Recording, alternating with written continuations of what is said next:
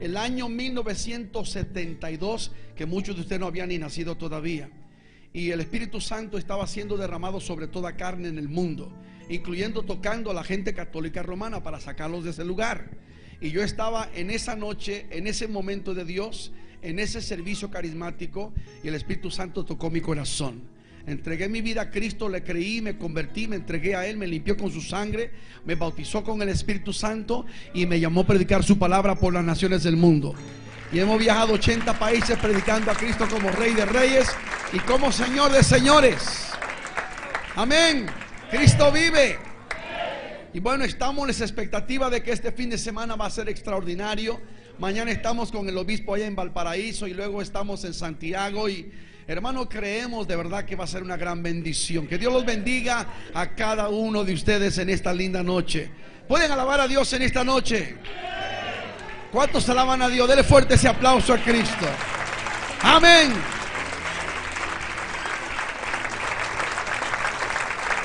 La gente me pregunta, hermano, ¿y por qué hablas español? ¿Y por qué no puedo hablar español? Mi esposa es mexicana, cumplimos en agosto 29 años de matrimonio. Es de Chihuahua, México. Y los judíos hablamos muchos idiomas. Amén. Tengo un amigo judío, es mi hermano mayor en Israel, vive allá en Netania y habla 7 idiomas. Y un día cuando estemos con el Señor allá hablaremos hebreo. ¿Cuántos quieren hablar hebreo en esta noche? Amén. Diga conmigo Erev Tov. Buenas tardes, diga conmigo Shalom. Es fácil, esa todo el mundo la sabe, ¿verdad? A ver, Shalom Aleichem. La paz de Dios contigo. Dile a tu hermano esta noche Shalom Aleichem. Dile Shalom Aleichem. Amén. Qué bonito, ¿verdad que sí? Qué bonito, un aplauso al Señor. Qué bueno es el Señor.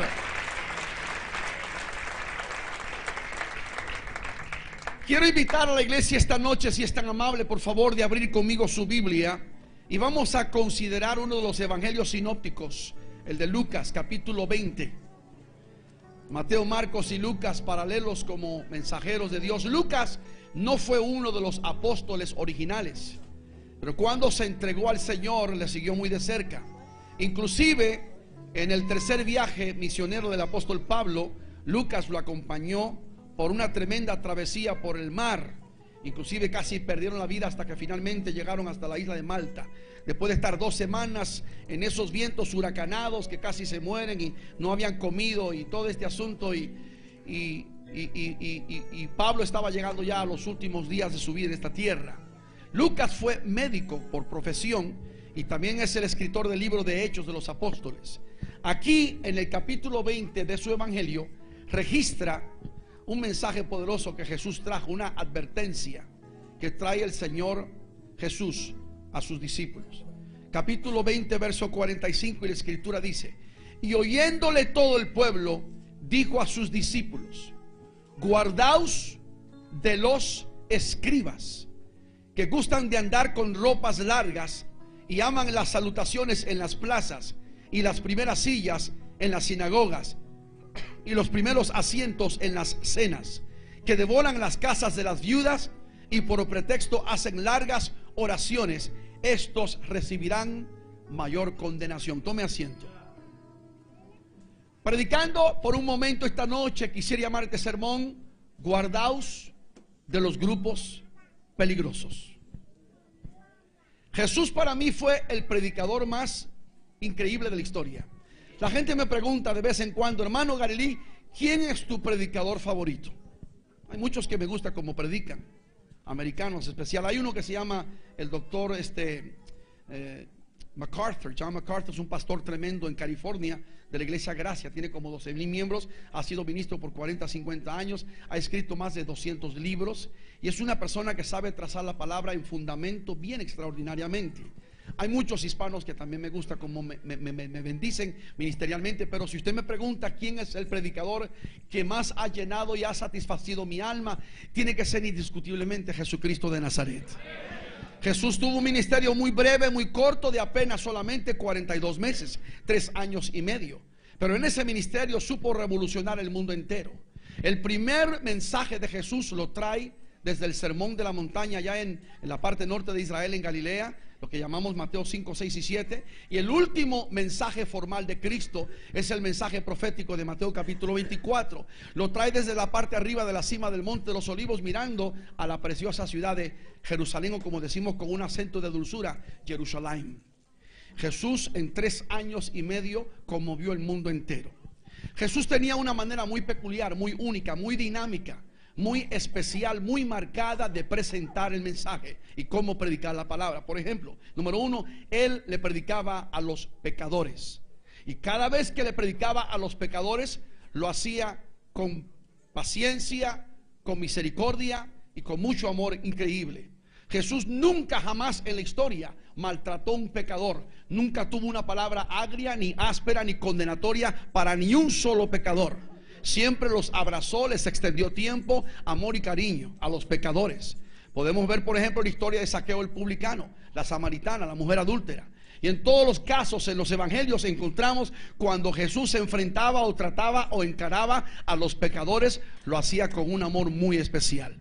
Es bien, la Biblia dice categóricamente que vino a salvar lo que se había perdido.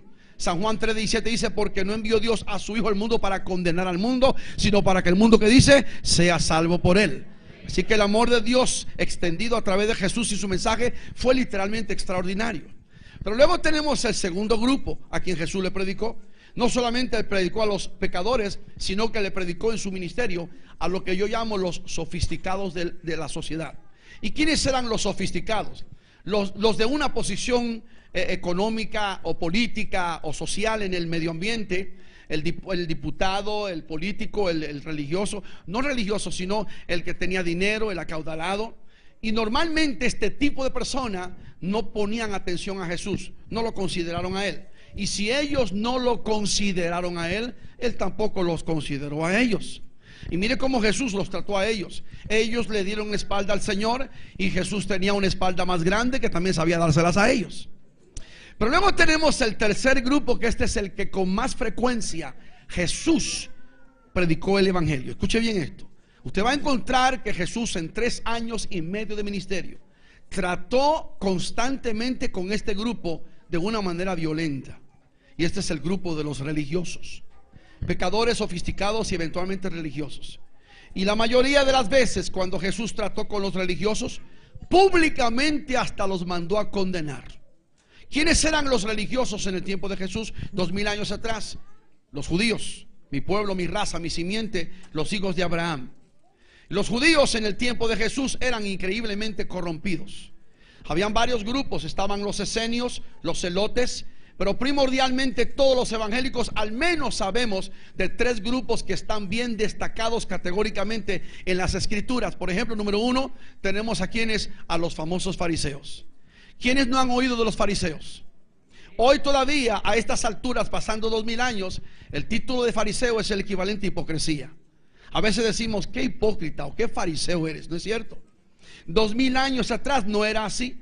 Los fariseos venían 200, 300 años antes de Cristo de un grupo de ancianos que estudiaba la Torá y la palabra, y se les llamaban los hasideanos. Y era un grupo de personas devotas a la ley de Moisés.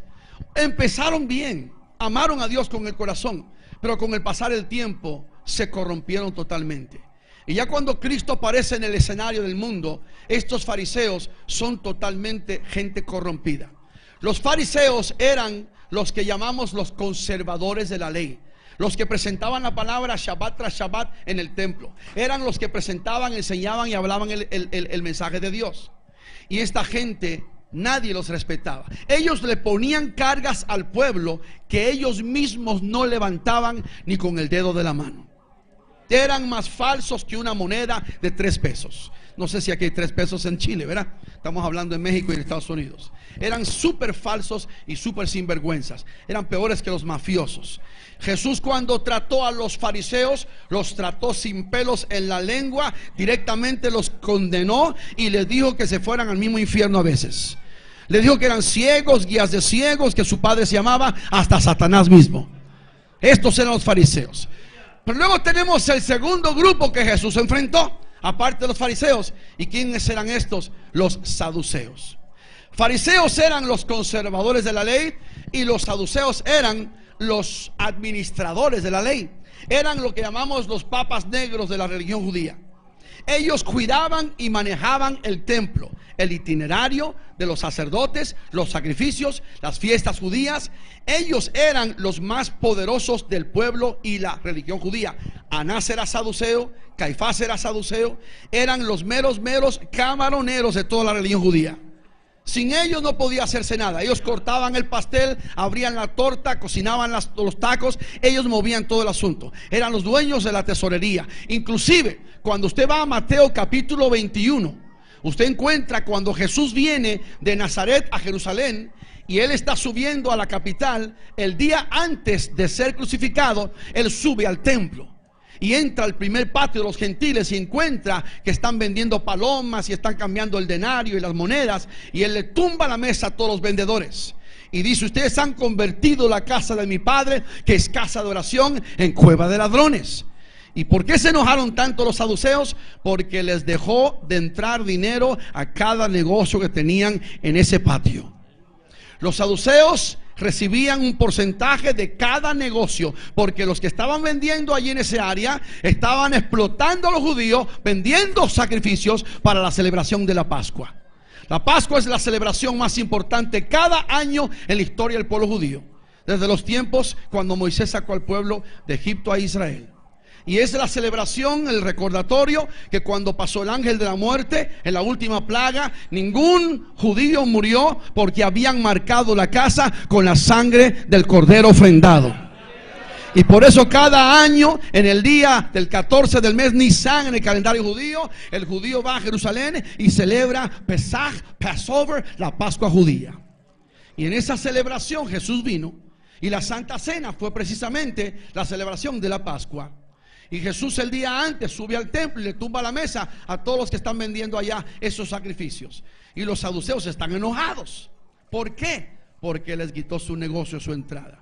Eran avarientos, eran unos bandidos, eran unos zampones, eran unos sinvergüenzas estos saduceos. Tal vez usted diga: está alarmado esta noche, hermano Galí, pero usted es judío, ¿cómo puede hablar mal del pueblo judío? Yo no hablo mal del pueblo judío, yo soy judío. Estaría hablando mal de mi propia familia. Te estoy hablando de una realidad tremenda. Hay que saber distinguir entre la bendición del judío, entre la bendición de Dios para esa nación, y otra cosa es los judíos líderes religiosos que 2000 años atrás estaban arriba llevando a la nación a la misma perdición. Los judíos en el tiempo de Cristo estaban totalmente corrompidos. Fariseos, saduceos. Pero tenemos el tercer grupo. Y este tercer grupo es el peor de todos. ¿Estos eran quiénes? Los escribas. ¿Quiénes eran los escribas? Los eruditos, los intérpretes de la ley, los que se suponía que todo lo sabían y lo que no sabían lo inventaban. Estos escribas estaban en todas las reuniones de Jesús, en todas. Ellos fueron los que blasfemaron contra el Espíritu Santo, cometieron el pecado imperdonable. Escuche bien esto. Una vez estaba Jesús haciendo milagros y llegaron diciendo: este hace milagros en el nombre de Belcebú. Y cuando uno comete eso, atribuir los milagros de Dios al mismo diablo, estás blasfemando contra el Espíritu Santo. Estos hombres eran tremendos. Por eso Jesús se para aquí en Lucas, y lo registra Lucas, y dice: guardaos de ellos, guardaos de los escribas. Vestían sus vestimentas largas, algunos se ponían hasta el pectoral y caminaban con el anillo y las cadenas y toda la mostración y todos los símbolos judíos, y la gente hasta le besaban la mano y se doblaban frente a ellos y le abrían el camino como que estuviera caminando Dios mismo frente a ellos, cuando eran una bola de sinvergüenzas. Violaban a las viudas, les robaban a los pobres. Eran unos sinvergüenzas bien hechos. Por alguna razón Jesús aquí dice que nos guardemos de ellos, porque eran grupos peligrosos, grupos destructivos. En una ocasión, en Marcos capítulo 2, encontramos una tremenda historia. Ustedes han leído, por ejemplo, el capítulo 2 de Marcos, verso 1, que dice: y otra vez entró Jesús a Capernaum después de algunos días, y se oyó que estaba en casa.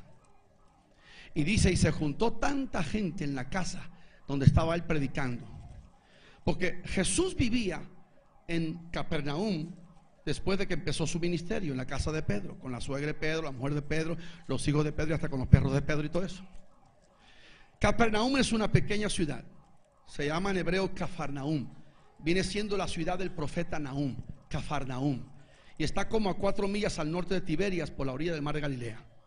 Galilea es lo que llamamos la región norte del país. Israel es como un chile jalapeño, como un ají jalapeño, el picante ese. Y arriba está Galilea, en el centro está Samaria, y luego tenemos Judea, donde está Jerusalén, las montañas, y al sur está el Negev, el desierto. Galilea para mí es la parte más hermosa de inspiración, y fue donde Jesús hizo la mayoría de los milagros. Ahí está el monte de las bienaventuranzas, está Tabga, está Tiberias, está todas las ciudades pequeñas donde fue liberado el endemoniado de Gadarea. Todo eso rodeado por ahí. El mar de Galilea realmente es un lago de agua dulce, no es mar, es lago de agua dulce. Tiene 22 kilómetros de largo por 12 kilómetros de ancho. Y es tremendo ese lugar. Y Capernaum es una ciudad importante que está a la orilla de Galilea. Y aquí en Marcos 2, Jesús dice que entró otra vez a su ciudad y estaba en casa y se oyó. La gente oía, está en casa, llegó Jesús, llegó el maestro, corran. Venían de Betsaida, venían de Corazín, venían de Caná, venían de Nazaret, venían de todos los pueblos, venían de alrededor corriendo porque Jesús estaba otra vez. Y si lees cuidadosamente la palabra, dice que y estaba predicando la palabra. Me gusta eso, estaba predicando, porque mucha gente hoy en día va a escuchar a un fulano y no predica. Te trae cuentos, engaños, títeres, payasadas, comedia, pero no predica la palabra. Y hoy lo que hace falta es que se predique la palabra de Dios, la palabra del evangelio de nuestro Señor Jesucristo. Necesitamos palabra viva y poderosa, aleluya, que restaure, que rompa cadenas, que bendiga al pueblo, que abra el corazón de la iglesia. Palabra de Dios. Y mire qué tremendo milagro que Jesús está predicando. Y había tanta gente, y la casa de Pedro más o menos es el tamaño de la mitad de este edificio. A 50 pies de la casa de Pedro está la sinagoga vieja judía donde Jesús predicó. Y a unos 80 pies al sur está el mar de Galilea. Fue donde en ese mismo capítulo se llevó a cabo el segundo milagro, donde estaba sentado un judío que estaba trabajando para Roma como gentil. También se había desviado bien sinvergüenza, llamado Mateo, Leví. Y Jesús pasa por el lado de él y dice: Leví, levántate y sígueme. Y enseguida el hombre se levantó y dejó su changarro y siguió al Señor. Pero en esa casa que Pedro estaba enseñando, había tanta gente, estaba tapado todo. Ahora, a mí me hubiera gustado ese día Jesús predicando, yo escuchándolo allí. Qué increíble estaría eso, ¿verdad? Que a veces nosotros escuchamos a un predicador, un maestro, alguien enseñar la palabra y estamos, hasta nos corre la baba por aquí. No es cierto, nos gozamos. Pero imagínate tú que está Jesús hablando. Dice Mateo que cuando hablaba, les hablaba con autoridad y no como los escribas. Hablaba con una unción tremenda este hombre, Jesús de Nazaret, siendo Dios todopoderoso. Imagínense, estaba lleno aquel lugar. Pero a la reunión, dice Marcos 2, llegaron 4 hombres de repente que venían de una distancia y traían un ¿qué? Paralítico. Un hombre tirado en un lecho, un vegetal. Ahora, seguramente era un hombre gordo. Y usted dice: ¿cómo sabe, hermano Garlí, que era un hombre gordo? Lo traían 4. Para cargar a un hombre, normalmente son 2 podemos cargar a un hombre. Pero para que los 4 trajeran, está pesado el tipo, está pesado el hombre. Eran 4 cargando ese gordo. Y no se sabe cuántos años tenía el hombre tirado en aquel como un vegetal. Lo más seguro es que estaba discapacitado el hombre. Y llegaron a la reunión y se encontraron con que vamos a subirlo por la puerta, y no podían. Habían otros que llegaron antes que él. Por las ventanas, no podemos. Pero esta gente no tiró la toalla, no se rindió, no se dio por vencido. Dijeron: acomodé lugar. La fe de estos 4 hombres. El vegetal ahí tirado. Lo iban a meter ahí con Jesús, acomodé el lugar. Y se les prendió el foco. Y se subieron al techo de la casa y empezaron a romper el techo. Ahora, imagínate por un momento, en la plataforma de tu imaginación, contempla este escenario. Jesús está predicando y Jesús está en control de todo lo que está pasando. Todo lo que sucede, Jesús sabe perfectamente lo que está pasando.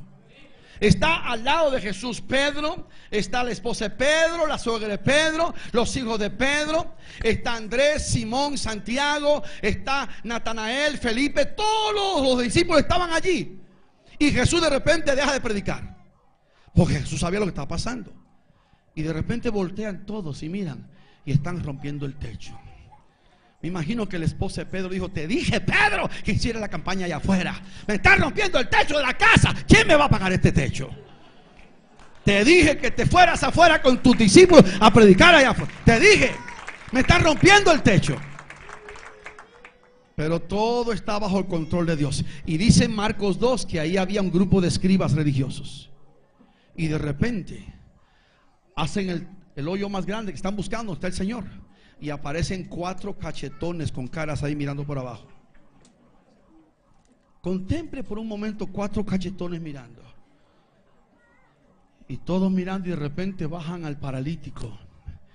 Y damas y caballeros, señoras y señores, hermanos y hermanas, bajaron al paralítico frente al maestro. Y lo primero que Jesús le dijo a ese hombre fue: hijo.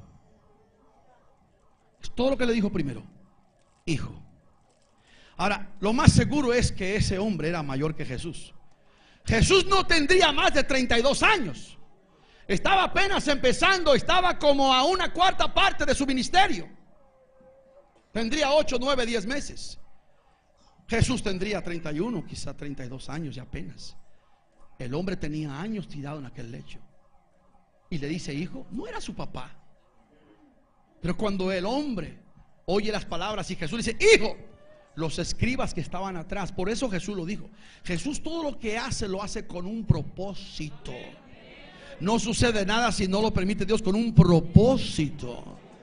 Tal vez algunos de los que estaban, la mayoría del pueblo normalmente no entendió, pero los famosos eruditos, los intérpretes de la ley, los que andaban checando al maestro en cada punto de que él predicaba, andaban sacados de onda. Cuando él dijo hijo, aquellos casi se estremecieron. ¿Qué dijo? Porque sabían por dónde iba Jesús. Porque Jesús le estaba hablando en ese momento como un padre espiritual a un hijo, como un padre, oiga, como un padre espiritual. Como un padre espiritual. Ahora, Jesús estaba ya dejando saber, había dado señales anteriormente de que no solamente él era un evangelista, no solamente él era un predicador y un sanador y un hacedor de milagros, no solamente era un profeta, él era también el Dios todopoderoso. Aleluya. Estaba estableciendo contundentemente su deidad delante de Israel. Por si hay algún apostólico unitario esta noche en Rancagua que se dé cuenta de que la Biblia sigue diciendo que son 3 los que dan testimonio en el cielo, y los 3 son uno: el Padre, el Hijo y el Espíritu Santo. Jesús dijo: el que me ha visto a mí ha visto el Padre, porque yo y el Padre una sola persona somos.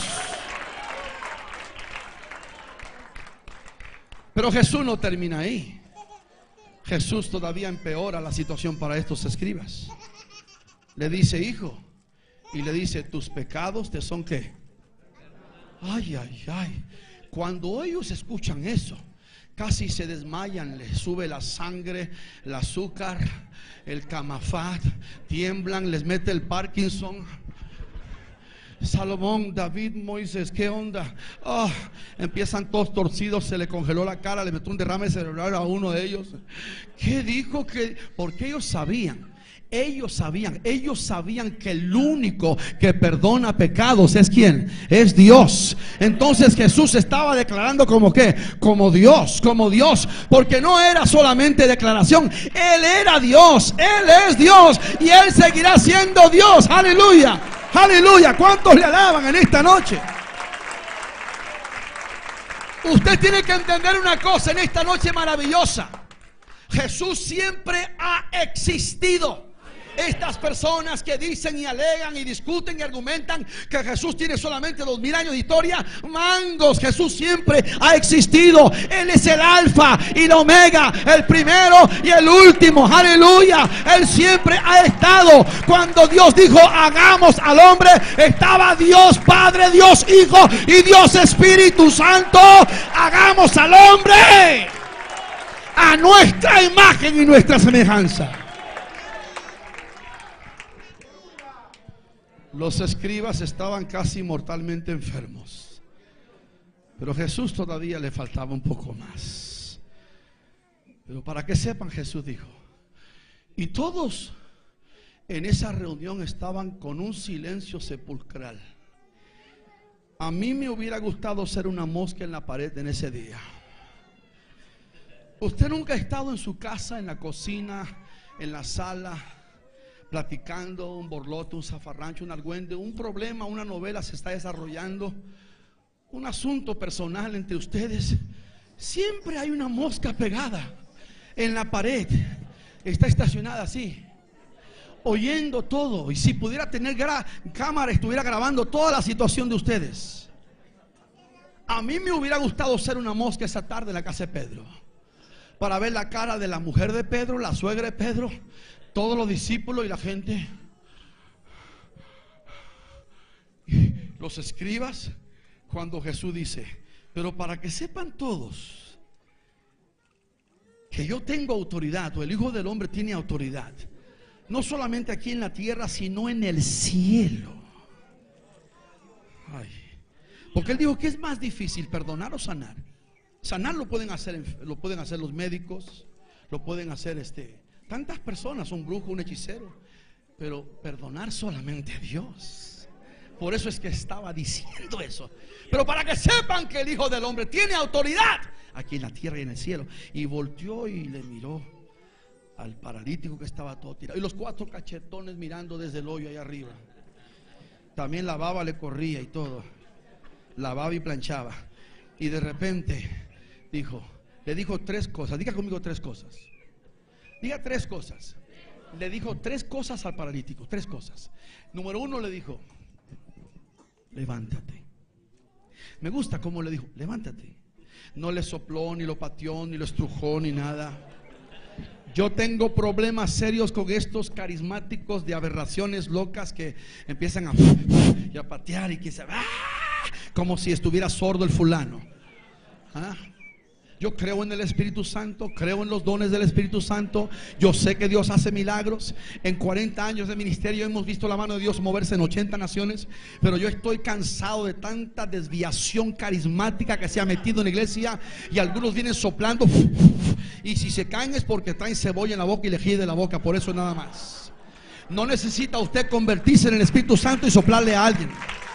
El Espíritu Santo no necesita ayudantes, Él es más que suficiente. Él toca a la gente, Él sana a la gente, Él restaura a la gente, Él hace milagros solito. ¿Cuántos alaban a Dios en esta hora? Denle ese aplauso a Cristo, gloria a Dios.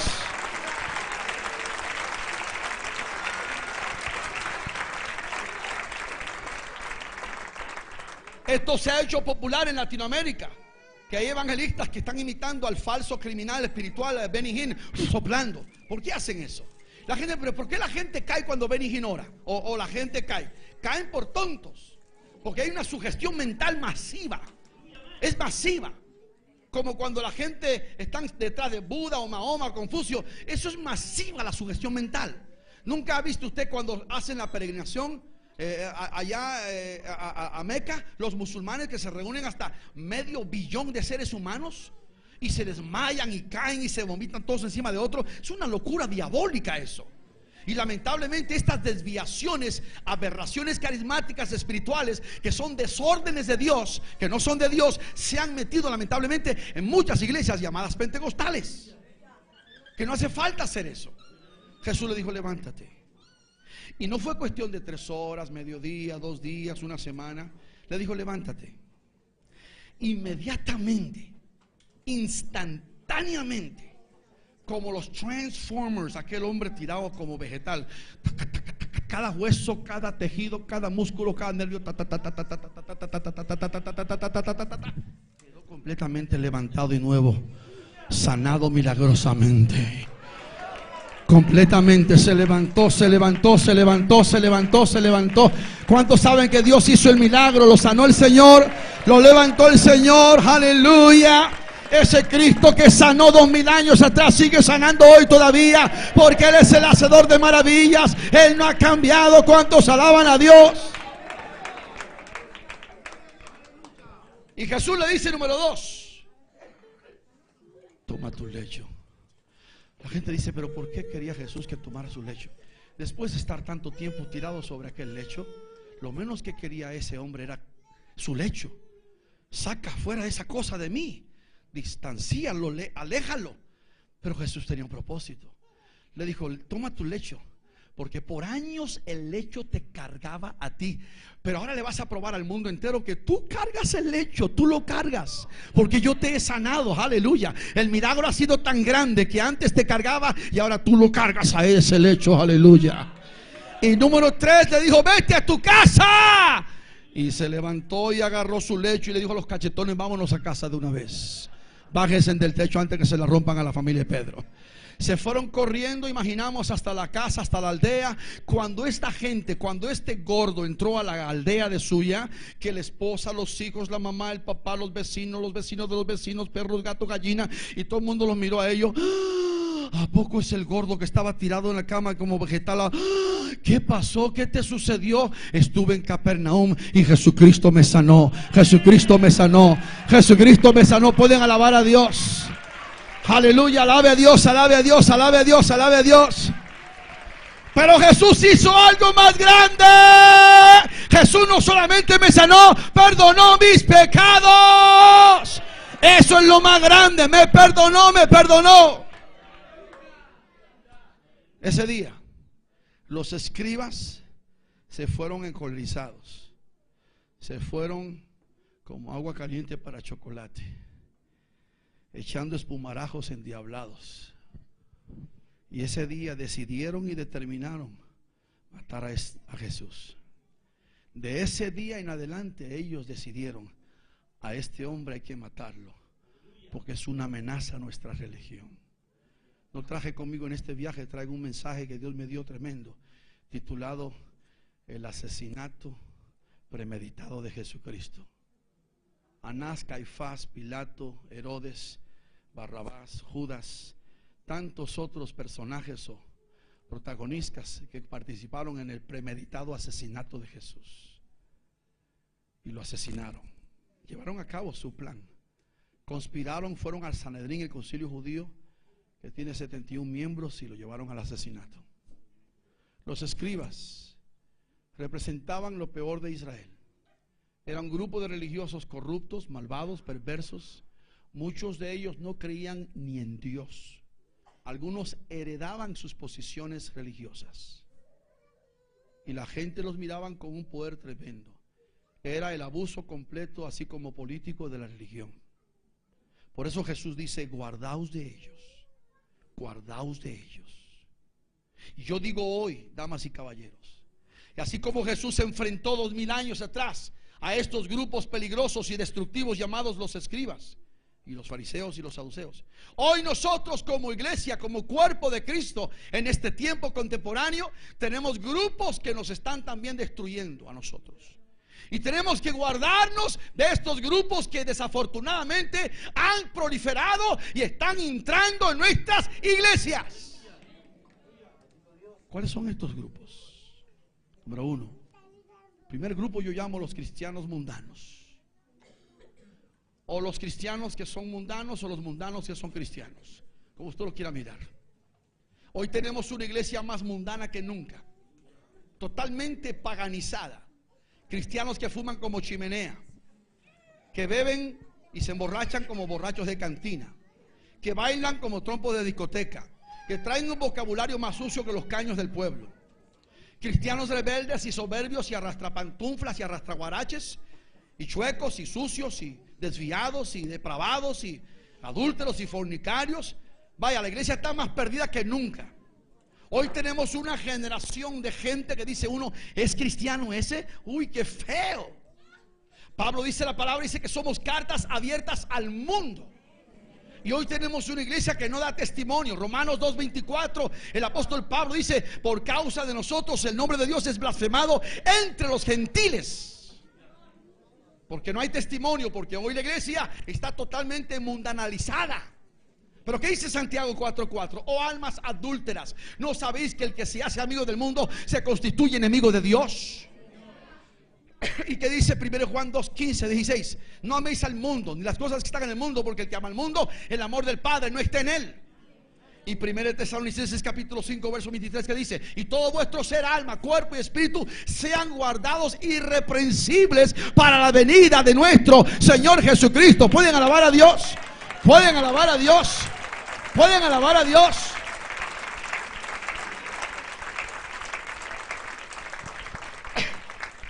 Pero hoy tenemos evangélicos que no van nada malo con andar en el mundo, participar del mundo, comer del mundo, disfrutar del mundo, emborracharse del mundo.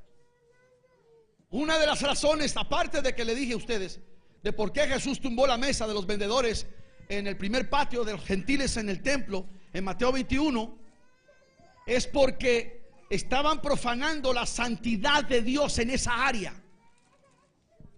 El templo judío, que era el centro de adoración de Dios para el pueblo judío, era el lugar más santo para los religiosos. El primer templo, que fue construido por Salomón con el material que su papá David recogió, tardaron 7 años en construirlo. Trabajaron 220,000 personas en su construcción. Trajeron la mejor madera de cedro del Líbano, los mejores mármoles y granitos de Siria. Fue una cosa increíble, un proyecto tan impresionante que hasta el día de hoy, bajo la ciudad de Jerusalén, hay un solo pedazo de piedra que pesa 574 toneladas, forrado de oro y de plata, y con lo mejor de lo mejor. Se calcula con la inflación y el pasar de los años que este templo hoy costaría más de $1 trillón. Estamos hablando de una cosa increíble. El primer templo de los judíos duró 400 años. Por supuesto, después de 446 años que tuvieron tabernáculo. El segundo templo duró 500 años. Y 19 años antes de Cristo, el famoso Herodes el Grande, que fue enviado por el imperio italiano hasta Israel, que le llamaron casi rey por lo que lo querían a él, dijo que iba a magnificar y a embellecer el templo segundo. Lo que hizo más bien fue desmantelarlo y hacerlo más grande. Ya cuando llega la era de Jesús, el templo que tienen en Jerusalén es el templo más grande que los judíos habían tenido en toda su historia, porque le agregaron el nuevo patio de los gentiles. Y tardaron 46 años en la remodelación de este nuevo templo, del 19 antes de Cristo hasta el año 27, más o menos. Cuando Jesús sube ahí arriba, recuérdese bien esto, que pasa por los diferentes patios. El primer patio de los gentiles, luego las mujeres y luego los hombres, y más cerca está el patio de los altares, los sacrificios, las ofrendas, el incienso, y luego está el santísimo lugar, el Holy of the Holies. Y allá donde se suponía que estaba antes el arca del pacto, que ya no estaba, porque 586 años antes de Cristo fue desaparecido cuando Nabucodonosor invadió a Jerusalén y destruyó el templo, el primer templo. Pero ahí estaba la silla de la misericordia, y estaban los querubines, y en medio estaba la presencia de Dios Todopoderoso, the Shekinah of God. Y esto es tremendo, porque dice la Biblia y nos enseña, y sabemos por toda la historia, que Dios es santo y debemos de tener santidad. Moisés no pudo pisar con sus sandalias porque el lugar que pisaba era santo. Dios es santo todavía hoy. No sé cómo los pastores y los líderes a nivel mundial no entienden que la santidad de Dios no ha cambiado. Muchos piensan, es que ya Dios se actualizó, o ya entramos en la gracia y Dios pasa por alto todo. No, no es así. Dios sigue siendo el mismo porque no ha cambiado. ¿Cuántos pastores me argumentan? Ay, hermano, es que estamos en otra época. El mundo cambió, la iglesia cambió, los predicadores cambiaron, los seminarios cambiaron, pero Dios no ha cambiado. Él es el mismo de ayer, de hoy y para siempre. Él sigue siendo el mismo de todos los tiempos.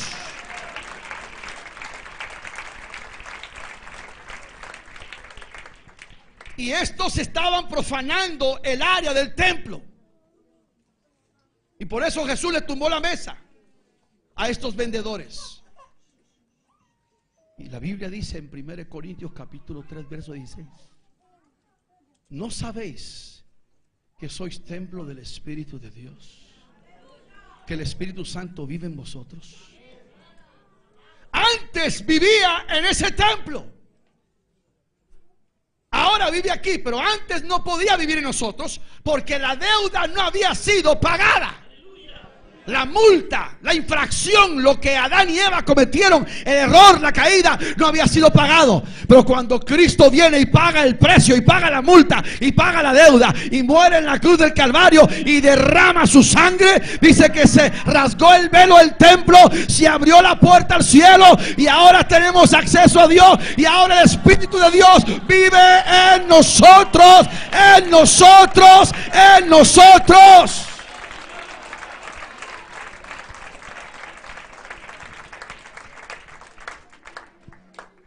Por eso tú tienes, hermano, que vivir como un cristiano en santidad. Y hoy la palabra santidad en muchos círculos evangélicos es mala, es grosería. Pero Dios no ha cambiado. ¿Qué dice 1 Corintios capítulo 3 verso 17?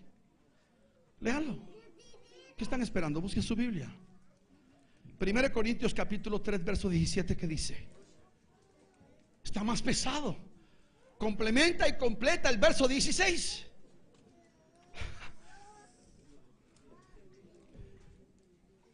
Léalo, pastor Claudio. Si alguno destruyere el templo de Dios, Dios le destruirá a él, porque el templo de Dios, el cual sois vosotros, santo es. Aleluya. Por eso los cristianos que se meten en pornografía están cometiendo una autodestrucción de su vida. Los cristianos que andan adulterando, fornicando, robando, estafando, engañando, mintiendo, que andan chuecos, desviados, corrompidos, están en peligro. No es que seamos perfectos, no me malentiendan. No hay nadie perfecto en la iglesia, no lo hay. No hay un solo cristiano perfecto. Yo tengo un tío que se llama perfecto y le falta un ojo. Nadie es perfecto. Esa te gustó, ¿verdad, Marcos? Nadie es perfecto. Jesús mismo dijo: solo mi Padre que está en los cielos es perfecto.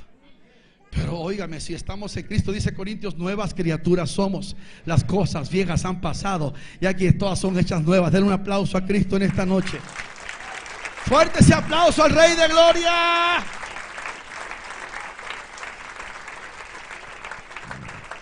Cristianos mundanos. Hoy tenemos a los cantantes que están más paganizados que nunca. A veces parecen hasta homosexuales. Yo prediqué en Puerto Rico no hace mucho y se lo dije a la gente puertorriqueña: se ha metido un espíritu en esta isla de metrosexualismo como yo nunca había visto antes. Los hombres se sacan las cejas, se pintan las uñas, se pintan la boca, parecen nenas. Y cantantes vienen a las iglesias a cantar: Cristo me hizo libre. Y yo me pregunto, ¿qué libertad han recibido? ¿No los han visto ustedes en las fotos algunos cantantes modernos? El mundo está totalmente en ellos. Y luego tenemos esos cantantes de raperos y reggaetoneros. Esa música diabólica, diabólica. ¿Qué no sabe la gente? Por eso dijo el profeta Oseas, capítulo 4, verso 6: mi pueblo perece porque le falta ¿qué? Conocimiento.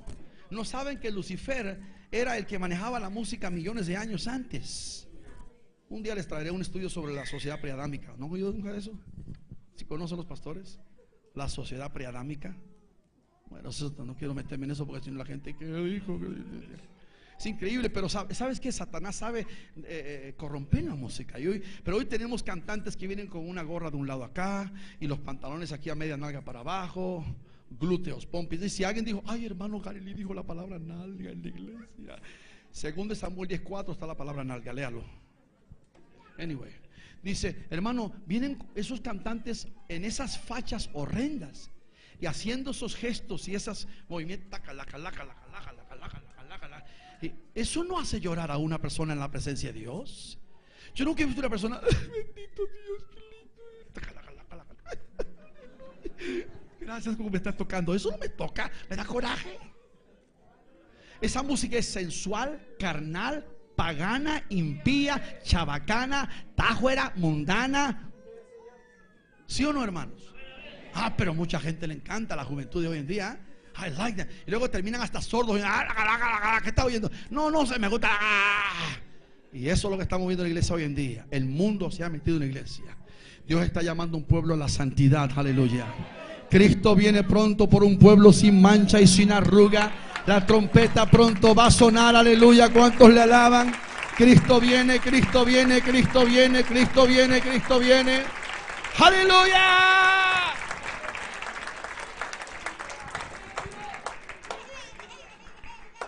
Otro grupo peligroso en estos días que está haciendo daño a nivel mundial es el grupo de los que bailan con lobos. Los que bailan con lobos. ¿Quiénes son los que bailan con lobos? Aquellos llamados evangélicos cristianos que llevan coinonía y relaciones espirituales con gentes de otras persuasiones religiosas. Por ejemplo, la Biblia dice: si alguno viene a tu casa con una doctrina que no es la tuya, no le digáis ni bienvenido. Nosotros no tenemos nada que andar haciendo con un testigo de Jehová, con un mormón, con una persona de otra creencia que no tiene la plataforma o la base o la creencia doctrinal o teológica nuestra. Jesucristo, Pablo, Pedro, los discípulos de la iglesia primitiva, los padres originales de la iglesia, defendieron la fe. Judas capítulo, versículo 3. Sabemos muy bien que nosotros estamos llamados a defender esa fe y contender por ella, la que originalmente fue dada a los santos de Dios. Los otros días en México, la cantante mexicana Marcela Gándara y Lily Goodman estaban en un concierto y dijeron las dos: ay, qué bonito concierto. Esta noche Dios está uniendo a los cristianos. Van a venir los católicos, los testigos de Jehová y los mormones. Eso no es Dios uniendo, eso es el diablo estableciendo su ecumenismo en el mundo. Rick Warren, el que escribió Una vida con propósito, que es un pastor en California, Saddleback Church, que es muy conocido, su libro está en todo el mundo, traducido en varios idiomas, usted ha oído su nombre, Rick Warren.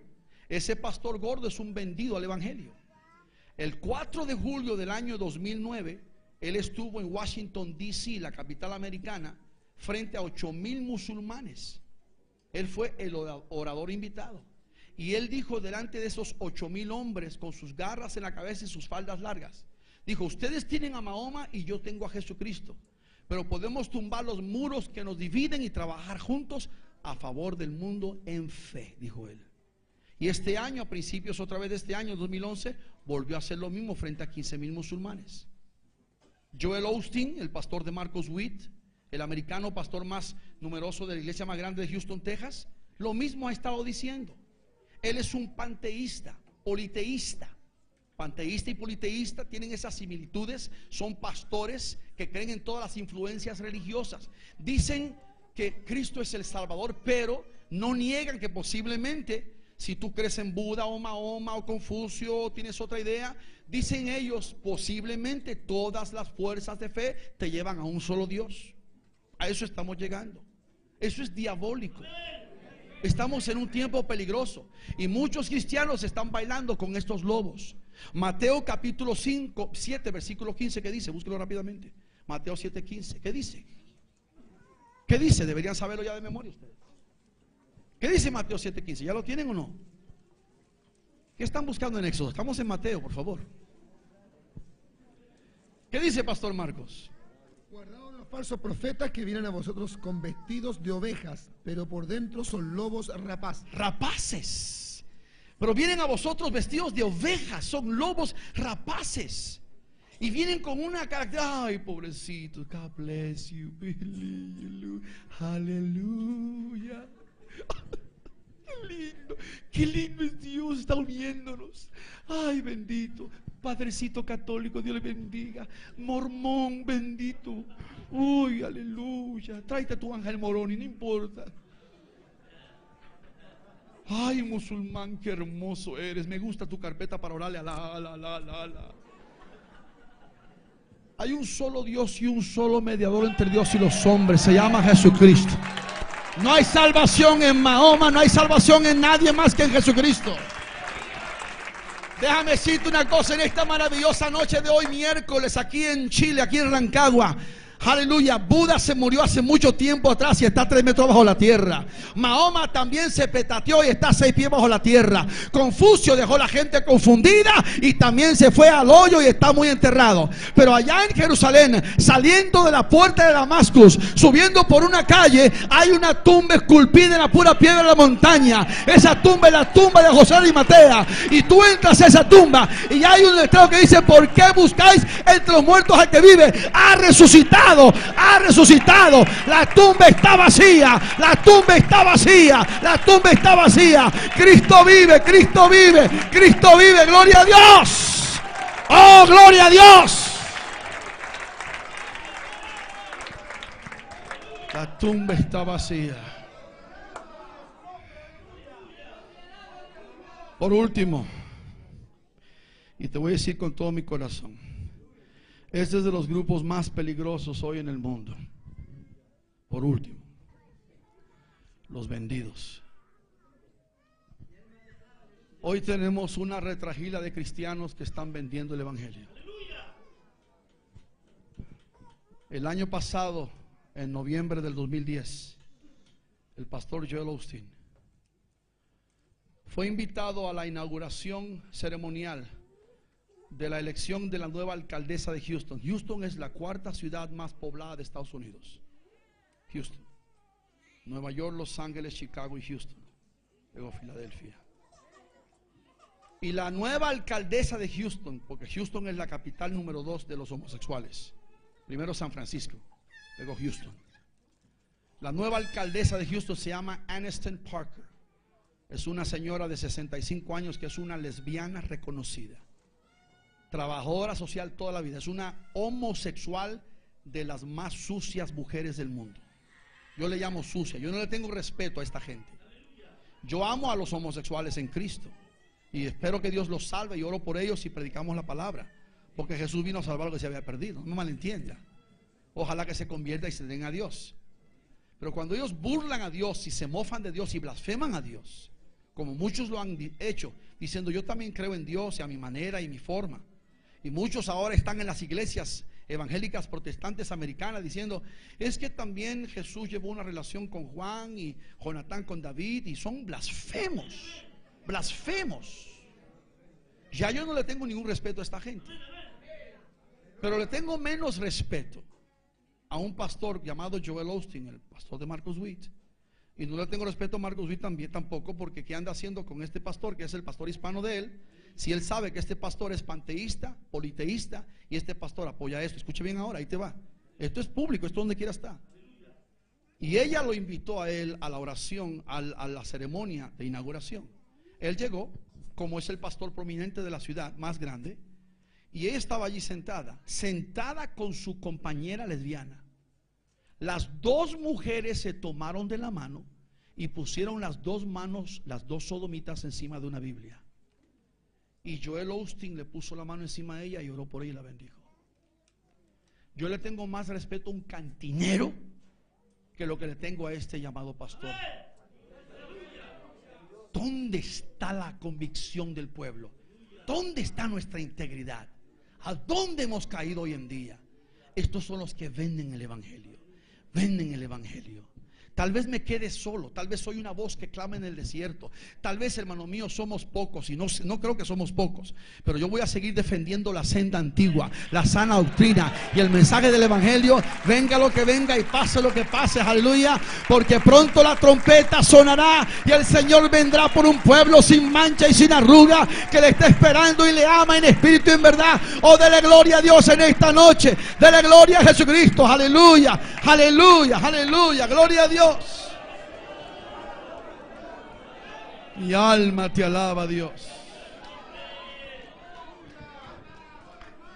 Te bendecimos, Señor. Te exaltamos, Señor. Te adoramos, Señor. Guardémonos de estos grupos. Pablo dice: en los postreros tiempos algunos apostatarían de la fe, escuchando y predicando doctrinas de demonios, espíritus engañadores. Son los tiempos más peligrosos. Jesús dijo en Mateo 24: si es posible, el diablo engañaría aún a los escogidos de Dios. El que cree estar firme, mire que no caiga. Hebreos 2 dice: ¿cómo escaparemos si descuidamos una salvación tan grande? La palabra dice que tenemos que cuidar y guardar nuestra salvación con temor y temblor. Si hay alguien en esta noche, en este auditorio, alguna vida, alguna dama, algún caballero que todavía no ha rendido su vida a Cristo, yo le hago la invitación. En esta noche, apreciado ciudadano de Rancagua, o si vienes de afuera, no importa. Si necesitas a Cristo, si deseas reconciliarte con Dios, levanta tu mano, déjame orar por ti esta noche. Te pido que pases tantito a este altar. Ponte aquí de pie, salte de tu asiento. Si quieres una oración, si Dios te habló, si andabas un poco frío, desviado, descuidado, aquí de pie, aquí de pie. No te pongas de rodillas tantito para que quepan, porque van a pasar varios. Queremos orar por ti.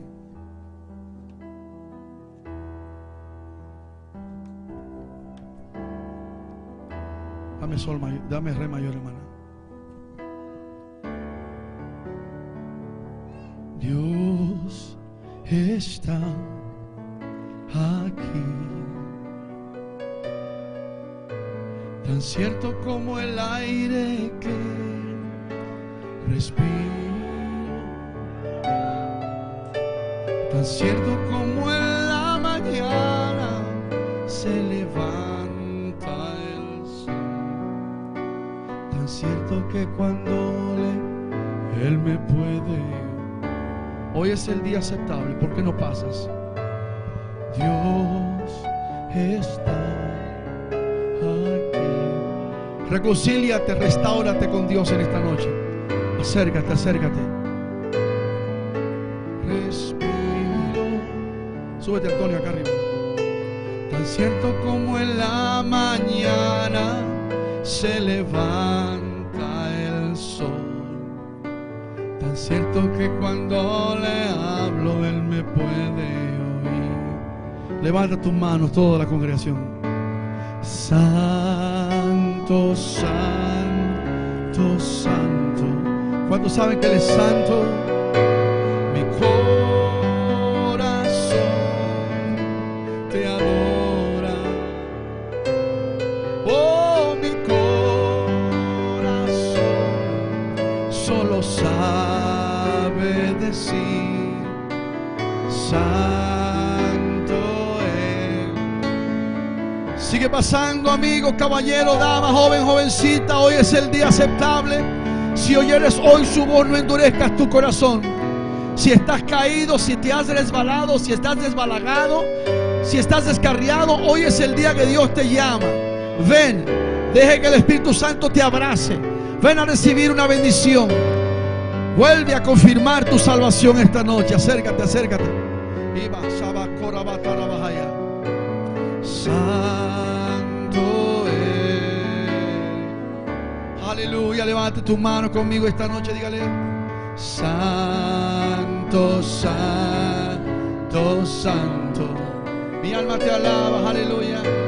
Mi corazón te adora.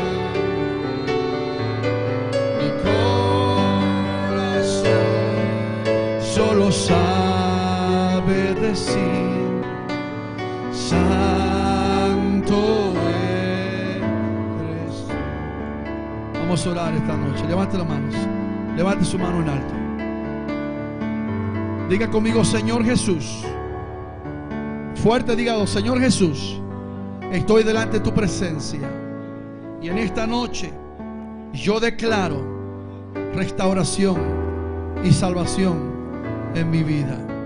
Si te he fallado, si he estado débil, si me he enfriado, perdóname, cámbiame, transfórmame. En esta noche confirma mi nombre en el libro de la vida. Quiero ser un vencedor. Quiero vivir en santidad. Cambia mi vida. Renuévame. Tócame ahora con tu Espíritu Santo y levántame para tu gloria. Amén. Habla con el Padre en el nombre de Jesús. Mira cada vida, cada corazón, cada dama, cada caballero, Dios mío, cada hermana y hermano. Ahora yo declaro bendición. Yo declaro restauración. Y masocarama torra majarabajanda. Ministra ahora a cada uno de ellos, Señor, ahora. En el nombre de Jesús. Ahora mismo, Padre, bendice estas vidas. Tócale, Señor, ahora.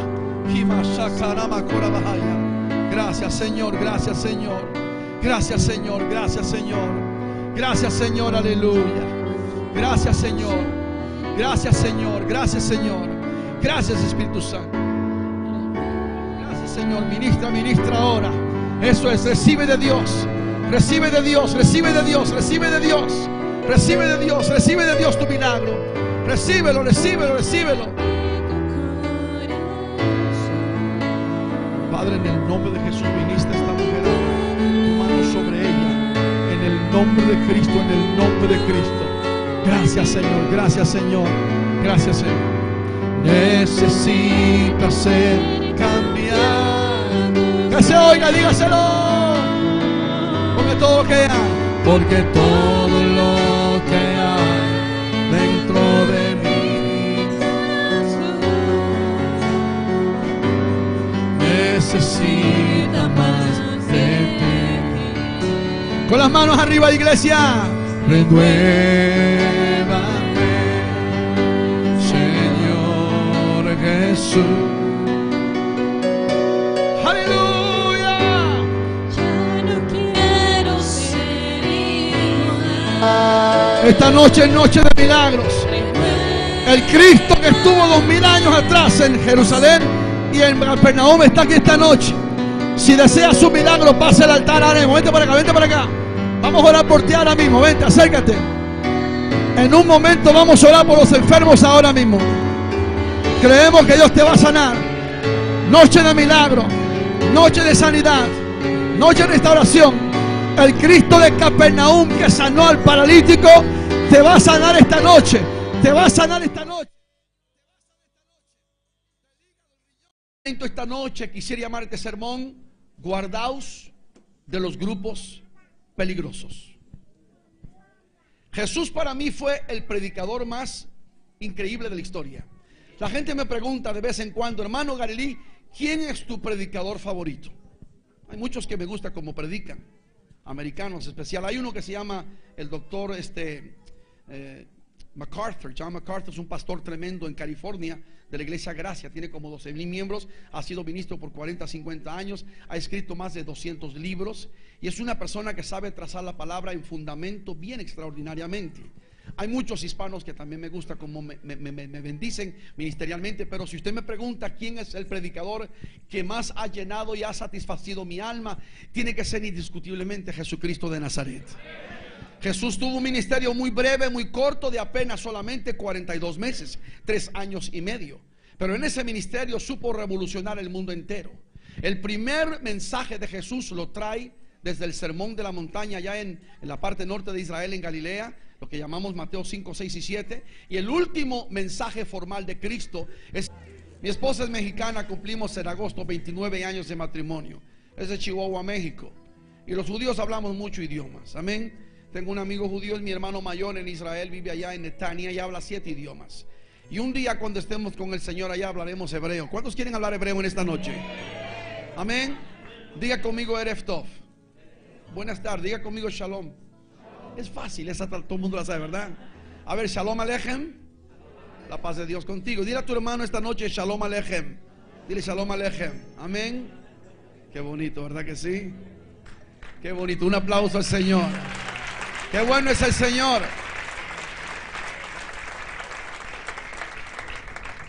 Quiero invitar a la iglesia esta noche, si es tan amable, por favor, de abrir conmigo su Biblia. Y vamos a considerar uno de los evangelios sinópticos, el de Lucas, capítulo 20. Mateo, Marcos y Lucas, paralelos como mensajeros de Dios. Lucas no fue uno de los apóstoles originales, pero cuando se entregó al Señor le siguió muy de cerca. Inclusive en el tercer viaje misionero del apóstol Pablo, Lucas lo acompañó por una tremenda travesía por el mar. Inclusive casi perdieron la vida hasta que finalmente llegaron hasta la isla de Malta. Después de estar 2 semanas en esos vientos huracanados que casi se mueren y no habían comido y todo este asunto, y Pablo estaba llegando ya a los últimos días de su vida en esta tierra. Lucas fue médico por profesión y también es el escritor del libro de Hechos de los Apóstoles. Aquí en el capítulo 20 de su evangelio registra un mensaje poderoso que Jesús trajo, una advertencia que trae el Señor Jesús a sus discípulos. Capítulo 20 verso 45, y la escritura dice: y oyéndole todo el pueblo, dijo a sus discípulos: guardaos de los escribas, que gustan de andar con ropas largas y aman las salutaciones en las plazas y las primeras sillas en las sinagogas y los primeros asientos en las cenas, que devoran las casas de las viudas y por pretexto hacen largas oraciones. Estos recibirán mayor condenación. Tome asiento. Predicando por un momento el mensaje profético de Mateo capítulo 24. Lo trae desde la parte arriba de la cima del monte de los olivos, mirando a la preciosa ciudad de Jerusalén, o como decimos con un acento de dulzura, Jerusalén. Jesús en 3 años y medio conmovió el mundo entero. Jesús tenía una manera muy peculiar, muy única, muy dinámica, muy especial, muy marcada de presentar el mensaje y cómo predicar la palabra. Por ejemplo, número 1, él le predicaba a los pecadores. Y cada vez que le predicaba a los pecadores, lo hacía con paciencia, con misericordia y con mucho amor increíble. Jesús nunca jamás en la historia maltrató a un pecador. Nunca tuvo una palabra agria, ni áspera, ni condenatoria para ni un solo pecador. Siempre los abrazó, les extendió tiempo, amor y cariño a los pecadores. Podemos ver, por ejemplo, la historia de Zaqueo el publicano, la samaritana, la mujer adúltera. Y en todos los casos en los evangelios encontramos cuando Jesús se enfrentaba o trataba o encaraba a los pecadores, lo hacía con un amor muy especial. Es bien, la Biblia dice categóricamente que vino a salvar lo que se había perdido. San Juan 3:17 dice: porque no envió Dios a su Hijo. El año 1972, que muchos de ustedes no habían ni nacido todavía, y el Espíritu Santo estaba siendo derramado sobre toda carne en el mundo, incluyendo tocando a la gente católica romana para sacarlos de ese lugar. Y yo estaba en esa noche, en ese momento de Dios, en ese servicio carismático, y el Espíritu Santo tocó mi corazón. Entregué mi vida a Cristo, le creí, me convertí, me entregué a Él, me limpió con su sangre, me bautizó con el Espíritu Santo y me llamó a predicar su palabra por las naciones del mundo. Y hemos viajado a 80 países predicando a Cristo como Rey de Reyes y como Señor de Señores. Amén. Cristo vive. Y bueno, estamos en esa expectativa de que este fin de semana va a ser extraordinario. Mañana estamos con el obispo allá en Valparaíso y luego estamos en Santiago. Y hermano, creemos de verdad que va a ser una gran bendición. Que Dios los bendiga a cada uno de ustedes en esta linda noche. ¿Pueden alabar a Dios en esta noche? ¿Cuántos alaban a Dios? Dele fuerte ese aplauso a Cristo. Amén.